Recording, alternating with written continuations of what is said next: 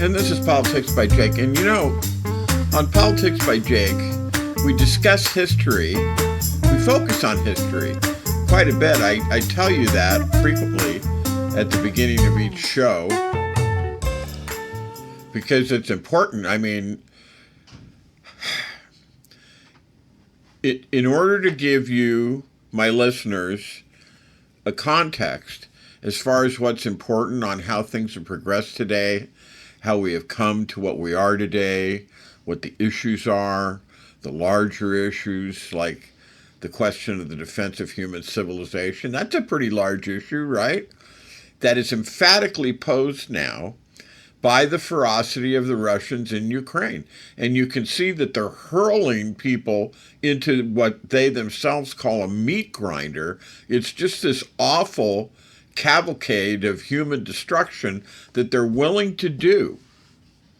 And as I've said many times, this is the hill that Putin dies on. There is no negotiating with him on this. This is the hill that he dies on. And he's willing to hurl as many ordinary, poor Russian lives at it as he wants in order to get what he wants. And it's heinous and it's barbaric, but I portray it as this question of this battle of civilizations, this battle of human civilizations. Because I really think it is, and you have the aggressiveness of the Chinese, the communist Chinese, indeed the impulses coming not only always at the level of states, but at the level of terrorist organizations coming out of the Middle East. Sometimes it's terrorist organizations who have seen that direct military attack on the United States and other Western nations will not succeed. Now, you may say, Jake, well, whoa. Surely this is not something to take such a grand, long-range, sweeping view of, but I say no, it is. In order to understand it properly, it is necessary. So this is a historical narrative that I'm going to do now on this show, and in my opinion, it's very important. If you really want to know how we have come to the condition we have come to right now, and to not be so geographically egoistic or egotistic about it, and understand how that the other parts of the world are merely modernized continuations of older powers, and identifying who and what those powers were, and concordantly what they are. We're going to do that now. And if you will stick with me, I think you will find this interesting. And perhaps, even as I do, perhaps even compelling. So here we go. And I know you may say, oh, Jake, here you go again with this stuff, but it's true. And it's all history. This isn't conspiracy or anything. These are things that are all recorded. They actually happen. And it's the story of things the way they have been, and the arc and the trajectory and the connection as to why I say in this particular show what I say, which is that there's a battle of civilizations going on. And everything is not just sad sack, coincidental, slap happy life. It's not. It's deadly serious. So as I said, here we go, and I hope you will enjoy and get something out of this. So these forces that I am referring to, they seem to have adjusted their tactics to go back to say, well, that is to say the forces I'm talking about, they need to have a longer view. We, again, they, seem to be saying that they need to concentrate now more on subversion and be patient with that and realize that, again, to use an expression, Rome was not built in a day, and nor, looking at it from their particular point of view, the caliphate will not be built in a day either. And of course, in the middle of this, we detect the ideology, don't we, of the Muslim Brotherhood. They've gotten some negative publicity this past week. Their approach, of course, is that there needs to be a restoration of the caliphate, which became extinct in the middle 1920s. This is always their thing.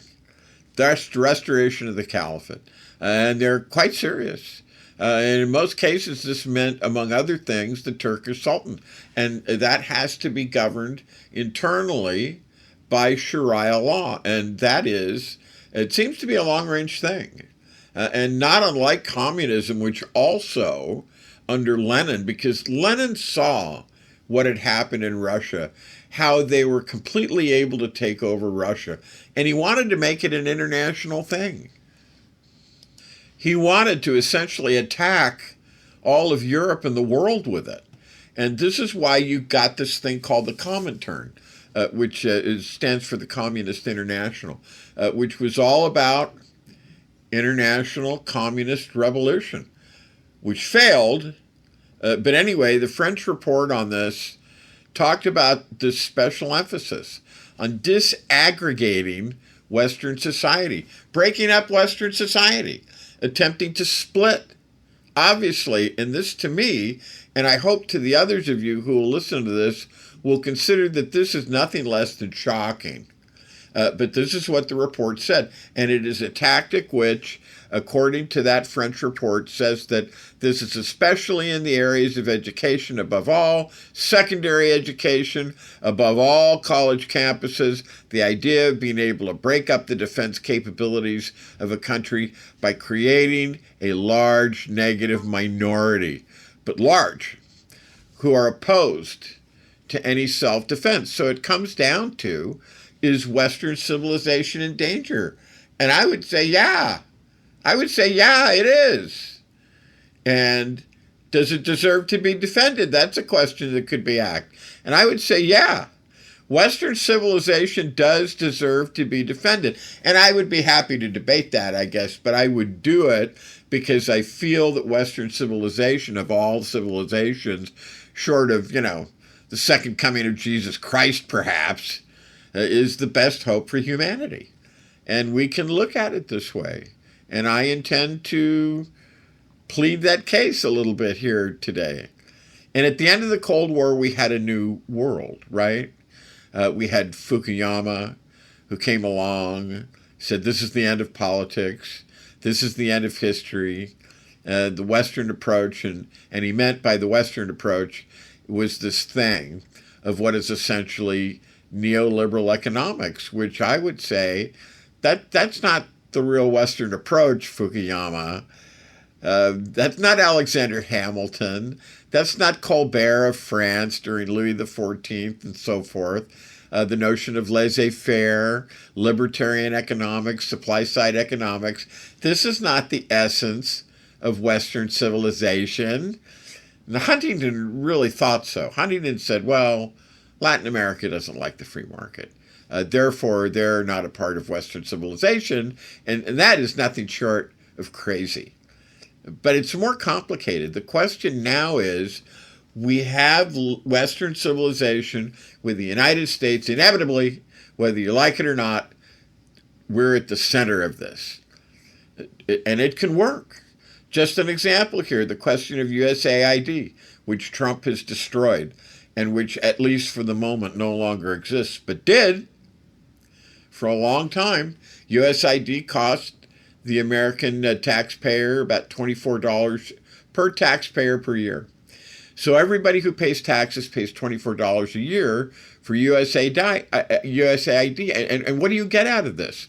According to the British medical journal, The Lancet, you get 92 million lives saved over a period of about 20 to 25 years. And remember, in the middle of that, the United States has been historically the source of fully one half of all the emergency food aid in the world from the United States. The Imperial Valley in California, it has been calculated correctly, I think, to be the provider of 50% of the fruits and vegetables that are produced in the United States. So it's like the old saying goes, Iowa can feed the country and Ohio can feed the rest of the world. It's incredibly fruitful. And this is the mechanism that Trump is trying to destroy, and which he must be defeated. This has got to be rolled back. And again, once again, the Nuremberg precedents are here, and they should apply. The genocidal aspect of this, and this should widely be understood. It's important to do so. But now, tell me about Russia's emergency food aid, will you? It's practically non-existent. There isn't. China also, very meager. One of the things about why the communists are extolled, I have some business associates who extol mainland China. And the reason why is because finally the Chinese are able to feed themselves. Because for many years and decades, the Chinese could not even feed themselves. So they don't have any emergency food aid. Maybe more now that they've embraced capitalism. And I can't follow all of that, but I get the impression, though, that it's not a lot. And of course, North Korea is on the receiving end of a lot of this stuff. And it does not change their venomous rhetoric and their militaroid exploits, their outlook. And now let's pause for a brief commercial message. And now here's a word from one of our sponsors, Twain Consulting.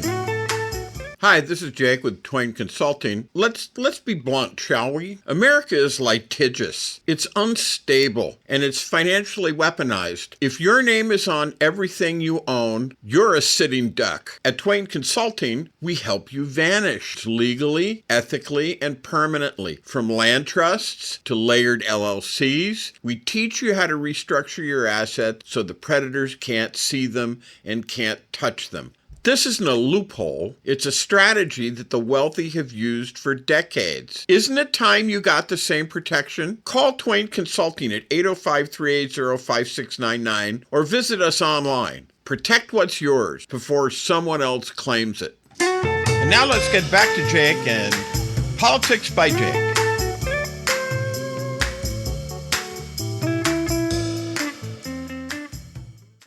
So that's Western civilization. 92 million lives saved, people saved from starvation. This notion of human rights, of natural rights, and things like this. Okay? So we look at the West. Okay.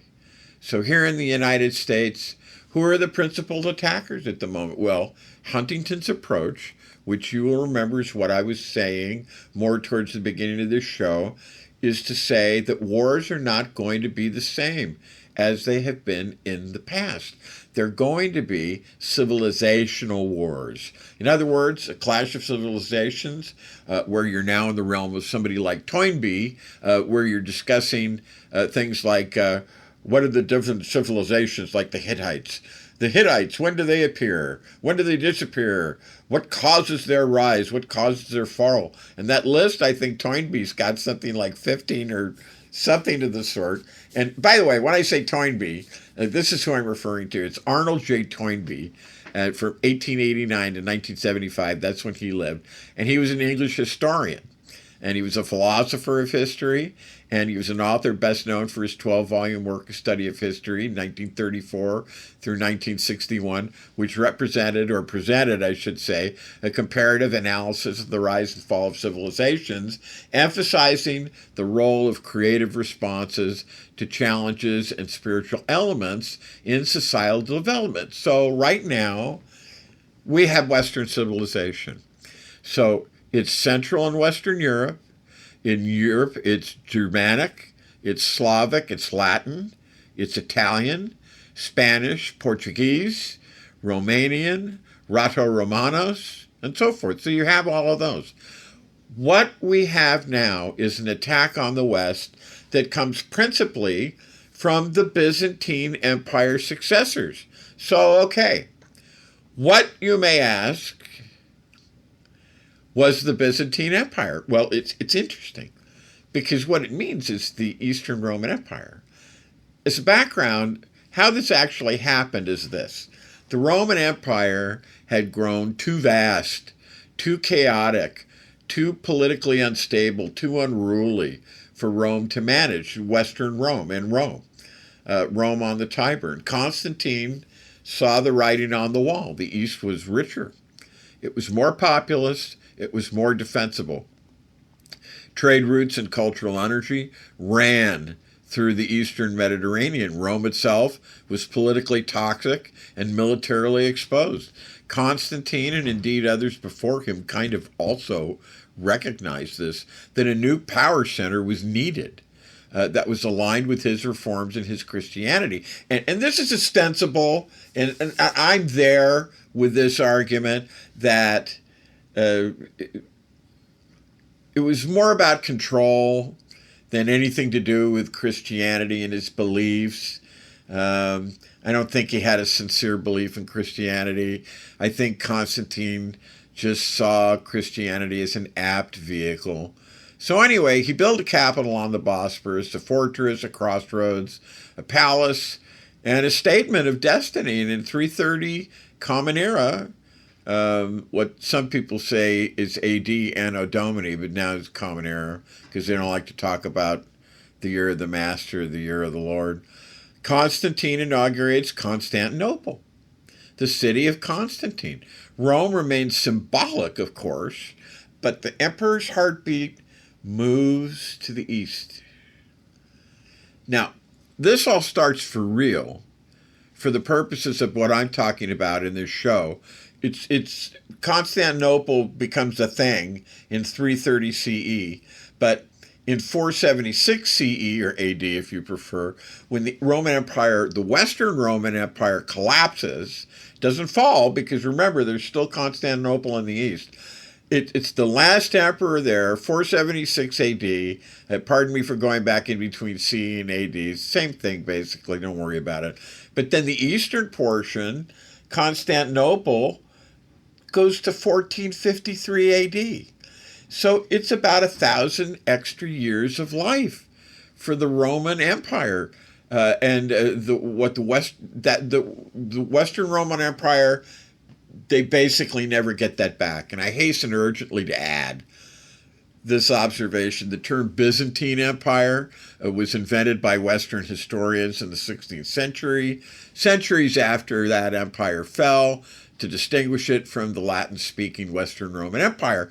But the people who lived there, they called themselves Romans. And their state, it was the Roman Empire. And their emperor, Basileus ton Romain, the emperor of the Romans. To them, there was no Byzantine Empire. It was simply Rome, continued. Rome that spoke Greek, true, many Romans spoke Greek, even in the Western Empire. This was not a new thing. Worshipped differently and evolved, but still Rome.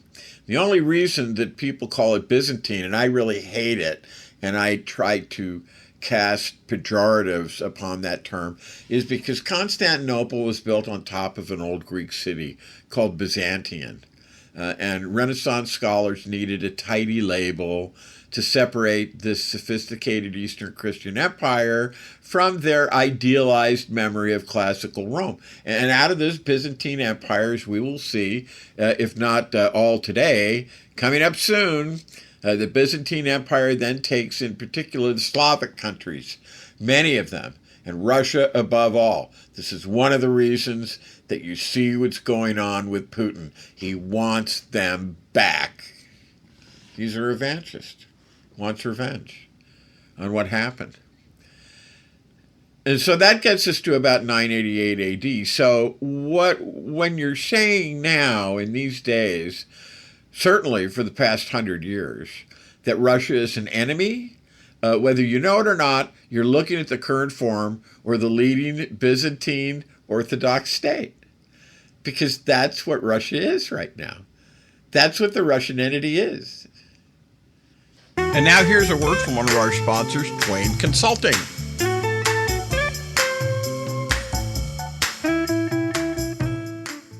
Hi, this is Jake with Twain Consulting. Imagine, if you will, having the power to disappear from the prying eyes of creditors, identity thieves, nosy strangers, all while protecting what you've worked so hard to build. That's what virtual invisibility offers. It's not magic. It's smart legal and business strategy to shield your assets and privacy so you can live free, confident, and in control. Most people think that asset protection is only for the ultra-wealthy, but it's for anyone who wants peace of mind and financial security, including you. Don't wait until it's too late. Take control now. Call me at 213-465-0639 or go to facebook.com/Twain Consulting to learn how virtual invisibility can protect you and your family, because when you're invisible to risk, you're unstoppable. And now let's get back to Jake and Politics by Jake.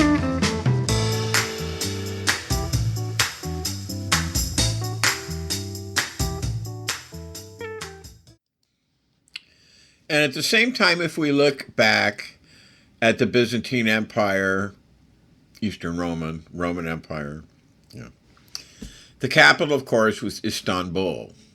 It was Constantinople then, of course, and that is the place. They changed the name when the Ottoman Turks took over. And that is the place that was taken over, by the Ottoman Turks in 1453, or thereabouts in the 1450. Most people agree, that historians agree, 1453 A.D. So this is crucial to understand. We have two successors of the Byzantine Empire. You might say one is the Russian claim that there have been three Romes. There's been Rome on the Tiber, Rome out on the Bosporus, Istanbul, Constantinople, and then the third Rome is Moscow. And there will not be a fourth. Two Romes have fallen, are the saying, and we're going to cover that a little bit more a little later, not right now, but two Romes have fallen. The third Rome is Moscow. There will not be a fourth. That's Philotheia of Pskov. Two Romes have fallen, third one stands, a fourth there shall not be. So it means that the current headquarters of the Eastern Roman Empire, the Byzantine Empire, is in Moscow. However, we also might well say that the power that took over in Constantinople when the Byzantine Empire became extinct is, well, we might say it's not extinct. But that, what it is, you can interpret as the Ottoman dynasty of the Byzantine Empire. So, okay, that accounts for two of the main threats. On the one side, it's the Russian threat. On the other side, it would be various things like Hamas or Hezbollah or the Houthis of Iran or others coming out of the Middle East.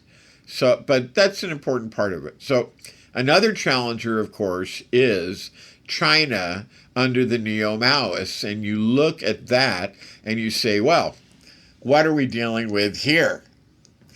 And there are three tendencies, as Mao himself observed on one occasion. He said there are three schools of thought in China. You have your Taoists, and that's the irrationalist party. It's the Lao Tzu group. And again, it's Taoists. And it's everywhere and nowhere, they might say. Then you've got the Confucians, and they're the more positive ones. And the problem with Confucianism is it's been polluted by a lot of rewriting of ancient texts. The study of classics, of course, very big. But then in the meantime, these things became rewritten. So Confucianism, and of course, we look at the Confucian Analects, which are short writings, comments, sometimes by the disciples, and like Jesus, of the Christian tradition, or of the Socratic tradition, with Plato, who is one of the disciples and the chief scribe of Socrates. Confucius had his disciples, and Confucius travels from place to place, and he's with his disciples, and they go into a city, for example, and they say, look at this huge group of people. Look at this crowd. The streets are teeming with life. What should we do for them? And Confucius says the first thing you should do is make them prosperous. This is fundamental. And interestingly, as Roosevelt said in the Atlantic Charter, a necessitous people cannot be free. A needy person cannot, by definition, be free. You can't have democracy when people don't know when their next meal is coming from. So the needy, the destitute, can't be free. And then the disciples ask, what do you do then, the Confucian disciples? And Confucius says, educate them. And Confucius is adamant that ability, not birth, is everything. Don't tell me about your exalted lineage. Show me what you can do in the here and in the now. And then, of course, we have the third one, which is called legalism. And legalism is the philosophy of Han Tzu. And this was an oppressive, dictatorial philosophy. You might call it totalitarianism. Autocracy plays a big role in it. And those are the three. The three. So you've got Taoists, you've got Confucians, and you have legalists. And let me recommend again, if you have to choose Confucianism. That's the one if you're going to have to choose. But a more modern one that has benefited from maybe some textual scholarship in terms of what is actually from Confucius and what comes later. So this goes all the way back to the Warring States. And what are we talking? 500 BC, something like that? So there are your forces. And it is notable that the principle, what can you say? We're working towards the idea that Samuel Huntington, who was a very, very negative person in many ways, got it right to the extent that he said that there's going to be a rivalry and a clash based on these kinds of civilizational undertones that you can see. And certainly, it does not apply, especially in the Middle East, it does not apply to all countries equally. In other words, you could say, well, Iran, at least the government of Iran, would seem to fit this idea of a civilizational hostility towards the United States and the West. And all this stuff about the great Satan and the little Satan and all these other things. But of course, then you look at Egypt, long the leading Arab state. There you have a much more pro-Western government. Certainly in Jordan, you have the same thing. Saudi Arabia, kind of half and half in Saudi Arabia. So you've got to look at each one of these individually, and I would say attempt to figure that out. So we've now got this situation where the Western world is confronting Byzantine Orthodox, Ottoman dynasties. See, this is what it is. This is what I'm talking about. Byzantine Orthodox, Ottoman dynasty, Islamic dynasty of the Byzantine Empire. And then, of course, out of the Far East, the legalists, the Chinese. And therefore, there is this undertone. So, okay. So now that we've identified the players, let's move on. Let's look at the self-defense of Western civilization, which again is what I talked about at the start of the show as the premise of the narrative today. And the problem is we've actually mentioned en passant, different points. Western civilization today shows a lot of symptoms of being disoriented, and it appears to be disillusioned. It is demoralized, it is decadent, and so forth. So the clash of civilizations beyond what is there, and it's, as we said, it's Western civilization confronting Byzantine Orthodox and Ottoman followers, and also the Chinese, or the legalists. And don't get me started about legalism in China. It's a whole other show. Most of the Middle East became part of the Ottoman Empire after 1453 and stayed that way until essentially it was Napoleon's invasion of Egypt that tended to awaken the Arab world in particular to some kind of modernization. And I guess to the extent that Muhammad Ali, the kid of Egypt in the 19th century. So when we say Western civilization, what does it mean? What do you start with? Well, the interesting thing is you start with two Africans. No kidding. The two Africans that start Western civilization is, first of all, St. Augustine. And that when I say that, I mean Aurelius Augustinus of Hippo Regius, or Hippo Regius, potato, in Algeria today. In other words, it's the town of Bone, B-O-N-E, Bone, in Algeria. So St. Augustine, 354 to 430 AD, is a person of color. And now here's a word from one of our sponsors, Twain Consulting.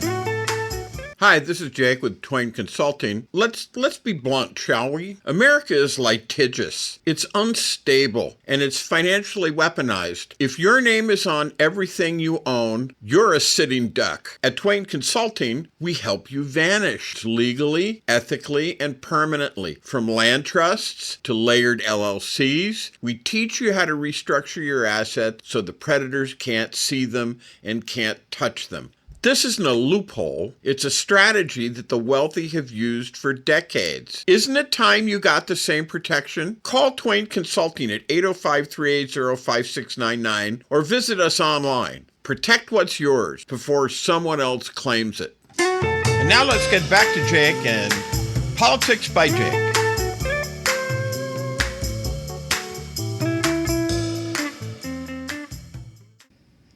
How, if you ask the people there today, like, say, the ones in Tunisia, which was very close to where Augustine was operating, and say, what skin color does he have?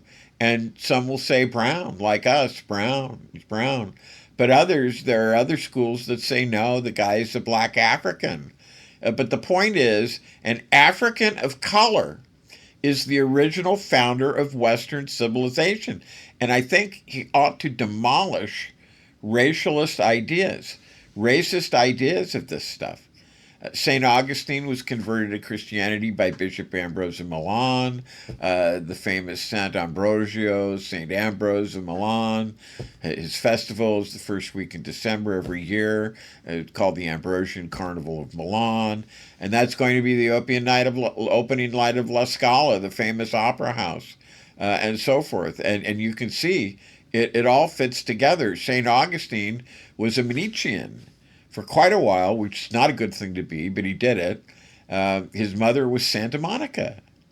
You know where Santa Monica is? The place in California? It's a great place. Wonderful place, Santa Monica. That's the mother of St. Augustine. He converted to Christianity, but he wrote the Confessions. He wrote a book on the Trinity, De Trinitate, concerning the Trinity. St. Augustine is the one who said, oh, God, give me chastity, but not yet. He was all right, this guy, St. Augustine. But he wrote a book on the Trinity called De Trinitate, concerning the Trinity. And this, in many ways, he is the first self-aware individual in human history. In other words, the concept of the individual, in many ways, starts with St. Augustine. And in particular, what he does with the Trinity, the development of this concept is how do you combine the strict monotheism of the Hebrews with a very sophisticated apparatus of Greek philosophy, multiple gods. And that's what he accomplished. And that's the Father, the Son, and the Holy Spirit. And that these are essentially three in one, uno et trino, one and three. That's the basis of Christianity. Although, of course, don't bother asking anybody in a mega church going on these days.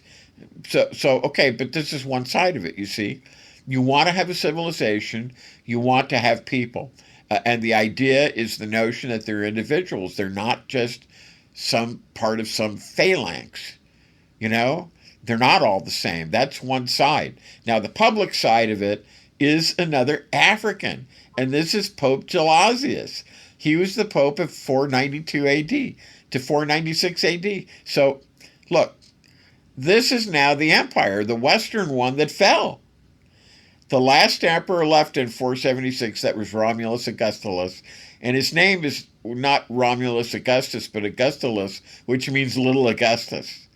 Just a 12-year-old kid, for crying out loud. 20 years after that, you've got Gelasius influencing everything. He serves through the 20th anniversary of the fall of the Roman Empire, the Western Empire, and his contribution is to strictly separate the Roman Church from Byzantine Orthodox one. And he does so by means of a polemic. And his writing, the principal one, the unforgettable one, is called Duo Sunt, which is Latin. It means there are two. And it's a polemic launch against the Byzantine emperor during the time in the papacy. And it essentially says there are two powers. There's the political power. It's known as the temporal power, a governing power, a military power. And this is lodged with the emperor. But there's also another power superior in most ways, which is the religious spiritual power of the papacy. So the papacy has the religious spiritual power. The emperor can indeed have military temporal power. So this essentially is what reflects is ultimately the Romans had tribunes of the people, right? And this is a whole story in and of itself for Rome to get to the point where they had a tribune of the plebes. And actually, I think it's a story. And it's going to be difficult for you to have context unless I explain the whole story. But they had a tribune of the plebes in 494 BC. We can't go into that today, but it was like war. There was blood, there was violence and killing. In a certain sort of a way, the Gracchi, who came centuries later, the Gracchi brothers are all wrapped up in this. It's a whole story I would love to tell. Can't do it right now. My point is, it wasn't immaculate. It was like the rights of the workers today, the unions, all of which came about in the 19th century. It was blood to get those rights. And today we take them for granted, but it was blood.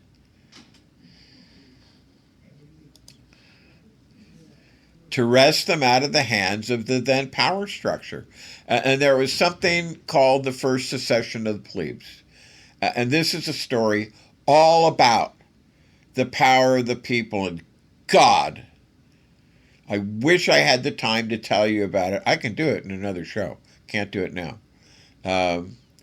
The power that you have that is manifested in things like the First Secession of the Plebes and like the struggle for the rights of workers in the 19th century and in the 20th century, and in the general strike, the cap putsch in the 1920s with the Weimar Republic that tried to strangle. God, if I could just persuade you of the power of the people that you have and that you can rise up. And like Leonardo DiCaprio's character in Gangs of New York said, we've got an army. We do have an army. And God, if I could just persuade you people to realize that and act on it. But anyway, that's another show, another time maybe. But very briefly, this was when ordinary people known as the plebeians, this is back in ancient Rome now, or the plebes, decided they wanted to leave Rome because they were so fed up with the arrogance and the greed of the patricians, who were the upper class in Rome, and with the senatorial class and the optimates, and the optimates means the best and all that. Well, that's one side, but as a way to get the plebeians to come back, because you have the same situation you have now. You have crops rotting in the field under Trump because everybody's afraid to come out, and because they don't want to go to jail, they don't want to go to the various internment camps. It's just ridiculous. But in order to get the plebeians in those days to come back from the Aventine Hill, which is where they had gone, there are basically 7 hills in Rome, and one of those called the Aventine. To come back to the forum, the Romans instituted the tribunes of the people, the office of the tribunes of the people, who were plebeians. You couldn't be a patrician and be a tribune of the people. And they functioned as a check and a balance. In many ways, they were prosecutors of the excesses of the senatorial class. And as Machiavelli says, you go through history, you find all of these oligarchies, one oligarchy after another, and the thing that sets Rome apart is that they had this countervailing mechanism, the tribunes of the people, and of course, eventually it was abused. In the latter days of the Republic, there was this guy Claudius, very bad man, awful guy. He was a noble, he was a patrician, but he was such a malcontent, so unprincipled, such a rabble-rouser, such a troublemaker, that he actually turned his back as a part of his plan against his own patrician heritage, had himself declared a plebeian so that he could get back at some guy that he was fighting against. So you get the idea, all right? So here you have the building blocks of a civilization. St. Augustine provides you with the notion of an individual. Gelasius, if you will, is the notion of institutions. Now, as a growing thing, this has to be defended, and it often, as it happens, it has to be defended against forces coming out of the East. And now here's a word from one of our sponsors, Twain Consulting.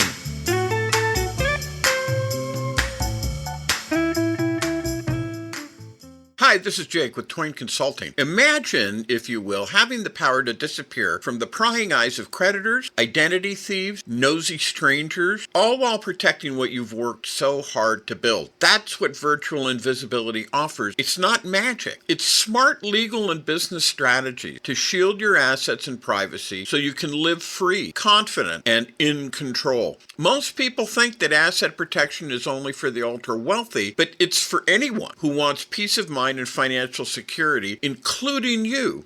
Don't wait until it's too late. Take control now. Call me at 213-465-0639 or go to facebook.com/Twain Consulting to learn how virtual invisibility can protect you and your family, because when you're invisible to risk, you're unstoppable. And now let's get back to Jake and Politics by Jake.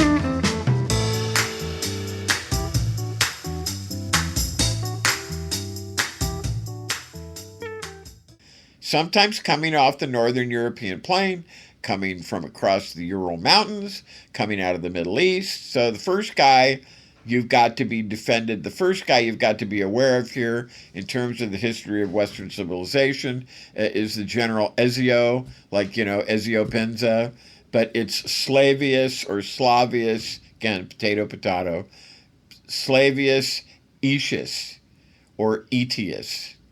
And this was the Roman general who defeated Attila the Hun at the Battle of Shutdowns. That's France. It was Gaul in those days, but it's modern France. In 451 AD. So this is before the actual fall of the empire, but it would have been the forces coming out of, in this case, the northern European plain. Attila. So Attila was defeated at Shutdowns. Then tried to make a comeback following year or two attacking Rome, but was dissuaded. And there's this famous painting by Raphael in the Raphael looms in the Vatican, where you see this rather blurred image of Attila the Hun recoiling and going to turn away because of Pope Leo. And Leo is always a term they pull out of the Vatican. So the name Leo means that the Vatican is under siege. So Leo the 13th is the one when he says, I'm the prisoner of the Vatican. The Italian state has taken away all my land. I'm here locked up in one little corner of Rome. So that's that. So now we've got Leo the 14th, don't we? Who essentially says civilization is under attack. And they're right. So that's an important signal. I bet you didn't know that. There you go. Politics by Jake. Saturdays and Sundays on kcaradio.com and wherever you get your podcasts. So anyway, getting back to the point, soon after this, you have the Emperor Justinian. He was a very bad guy. Codex Justinianus, he did the reform of the legal code, but mainly he was interested in reconquering the entire Mediterranean littoral. That is, littoral means the shoreline, with the help of his general Belisarius, and they did. They conquered, amazing, Rome has amazing generals, so they conquered pretty much the entire coastline of the Mediterranean. Just the coastline, not the interior, going all the way to the far side, western side of it, like to Spain and so forth. Practically gets to Gibraltar, the Pillars of Hercules, But they didn't get inland to the degree that the Roman Empire had. They didn't get to the mines or anything of the sort. They definitely didn't get to Britain. It was just the Mediterranean part that they were able to partially reclaim. And of course, that didn't last. It couldn't last. So there was that element. And there's a whole story of this. These are all shows that I could talk about. But so there was that element. This was, then after this, you have the domination of northern Italy by the Goths. So there are ups and downs, and around 600, you have St. Gregory the Great, and he spreads Christianity to England. He sends another guy. His name is Augustinus, He's Augustine, but it's not the same guy. And Columba, the people who created Canterbury, that's them. And then there's St. Gregory the Great. And the famous quote from St. Gregory the Great is these young English children who came to be part of the choir. And he says, no, in English, said Angli, which means these are not English, these are angels. So he added much of Spain and much of France to the Christian realm, and at this point, more or less corresponds to Western civilization. Now, Islam. Islam begins to appear between 622 and 632. So this is Muhammad in Mecca. This is Muhammad in Medina. And we have the Quran. And interestingly enough, there's a chapter in the Quran called Al-Rum. That's Rome. Al-Rum. The Byzantine Empire most of the time did not call itself the Byzantine Empire. As I said, it called itself the Roman Empire. Not West, not the Western, not the Eastern, not the Eastern Western, not the Western Eastern Byzantine, just the Roman Empire. That's what it was. And the prophecy in the Quran is that the Byzantine Empire will defeat the Persian Empire. So it's a kind of an endorsement of at least the strategic perspective. And of course, before too long, longer for the Romans than for the Persians, I guess, they were both defeated by Islamic armies. So there you have it. Then you have, of course, the rightly guided caliphs. Soon after that, you have the Umayyad Caliphate. That interests us because the Umayyad Caliphate takes the Islamic territory all the way into Spain, and indeed quite far into France. And the key turning point here is an army of the Umayyad Caliphate was defeated by Charles Martel. Charles Martel, this is the ancestor of Charlemagne, and of course you recall El Cid also. Charlton Heston was in that movie. This is all about that. You don't know history. People don't know history. In the United States, it's terrible the extent to which history is not known. This is incredibly important. I feel so compelled by this that I'm spending all this time talking to you about this. So, okay, this is Merovingian France, but it's going to be Carolingian before too long. So Charles Martel defeats the Islamic army at the Battle of Tours. And I think this is, 732 or something like that. So this then shows the origins of Charlemagne's empire, covering large parts of France, of Germany, and then that belt down the middle there, which we see there, the Netherlands, Belgium, and eventually gets to be Italy because of his three sons.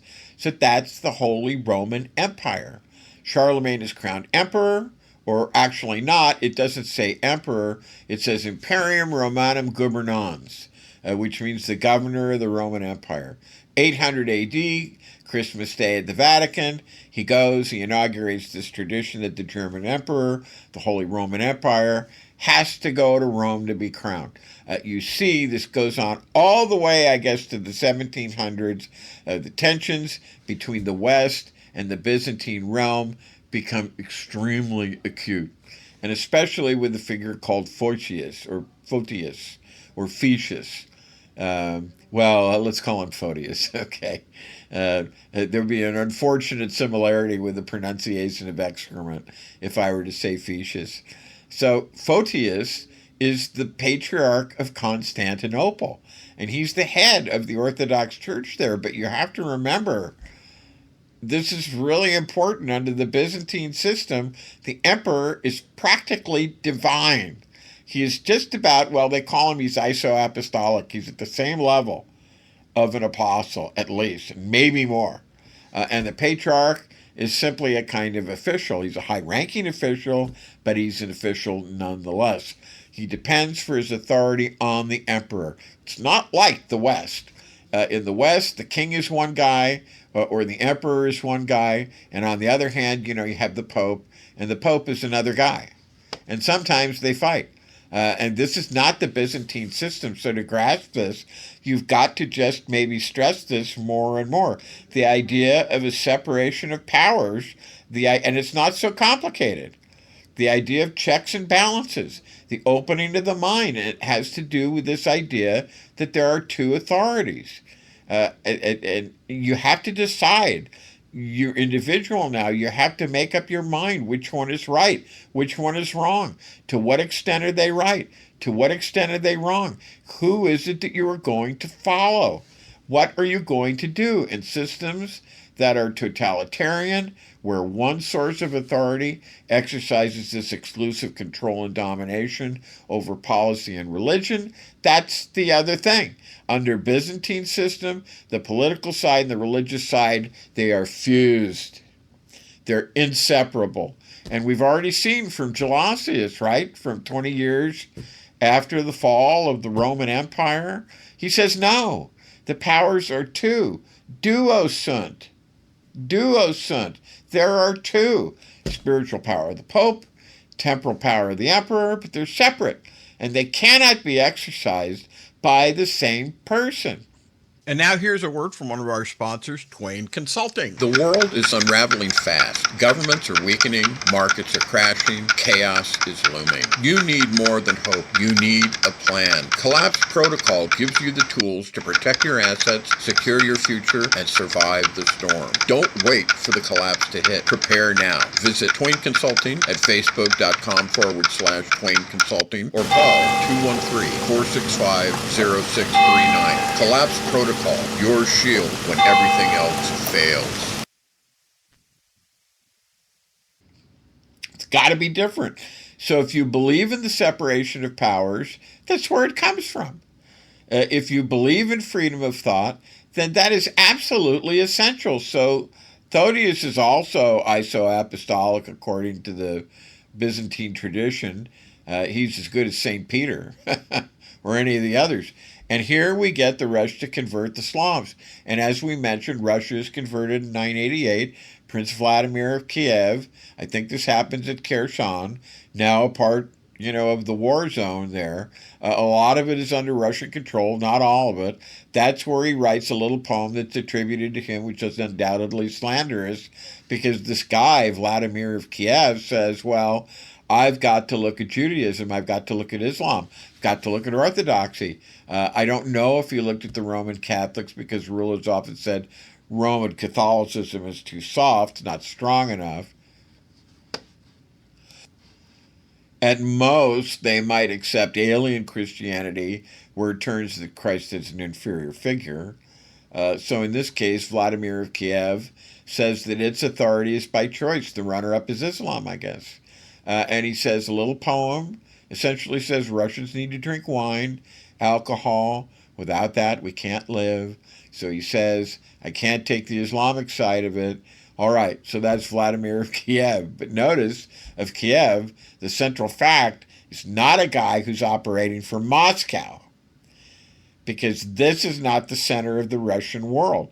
Pretty soon you get the East-West schism, 1054, so it's a clash between the Byzantine emperor on the one side and the Roman Pope on the other. And you have this mutual anathema. Anathema is divine curse. Mutual excommunications. That you heard of this? The two popes that literally excommunicated each other? This is it. And so what's happening in these years in the West is the struggle about investiture, which is quite typically a fight between the Roman Pope and the Holy Roman Emperor. Who gets to pick the bishops? And the Holy Roman Emperor says, hey, my territory, I get to pick them. And the Roman Pope says, no, I'm the head of the church, I get to pick them. And here we have this famous thing. The Pope is this guy Gregory, known as Hildebrando.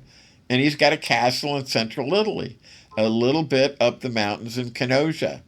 And the Holy Roman Emperor is put into grave difficulty, being excommunicated by the Pope. So the main religious authority excommunicates the main political military authority. And the political military guy has got to knuckle under and go wait on his knees. And he reports how long. Was it really overnight that he had to kneel in the snow outside this castle of the Pope Hildebrand Gregory in Canosia? So eventually, though, this was, somewhat put back together. But, you get the idea. All right, and that's about all we have time for. This is Politics by Jake, and we will continue this. I hope you enjoyed this. We will continue this on another show really soon. Bye now.